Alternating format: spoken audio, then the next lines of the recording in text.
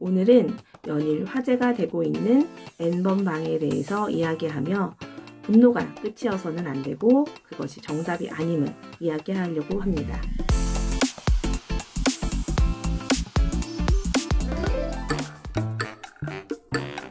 코로나 바이러스로 전 세계가 들썩이며 급기야 도쿄 올림픽마저 1년 뒤로 연기되는 일까지 생겼는데요. 이 모든 것을 뒤엎고 실시간 검색어를 갈아치운 것이 있습니다. 바로 N번방, 박사, 텔레그램 등등의 단어입니다. 뉴스에서는 그 내용에 대한 보도에 많은 시간을 할애하고 있으며 정신의학부터 범죄학, 심리학 등 내노라 하는 각 분야 전문가들의 분석을 담은 코멘트들이 쏟아지고 있습니다.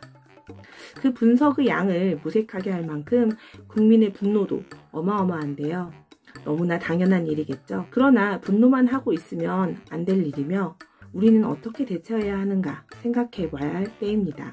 이번 사건은 아동 음란물이라고 할 수 없고 아동 및 청소년의 성을 착취하여 금전적 이득을 취했으니 성착취물이라고 하는 것이 더욱 정확하겠죠. 인간이 가진, 특히 아직 정신적으로 강하지 않은 청소년들, 아동의 약한 마음과 그들이 가지는 가족에 대한 선한 마음을 이용한 극악한 범죄일 뿐이기 때문에 그 범죄의 잔혹성과 과학적 측면에 대해서는 논하고 싶지도 않습니다. 그러나 이번 사건으로 나라가 해결해야 할 문제와 개인이 노력할 수 있는 부분은 있다는 것을 놓치지 말아야겠습니다.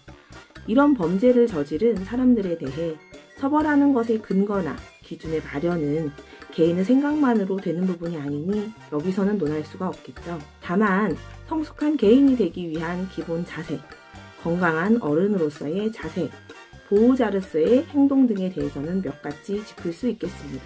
이 사건의 가해자가 만든 성착취물은 전해지는 바로도 잔혹하며 그 피해가 명확히 아동과 청소년이므로 이런 성착취물 제작에 직접 가담하지 않더라도 돈을 주고 사는 것, 또 보는 것, 그 자체가 정상적인 행동이 아닙니다.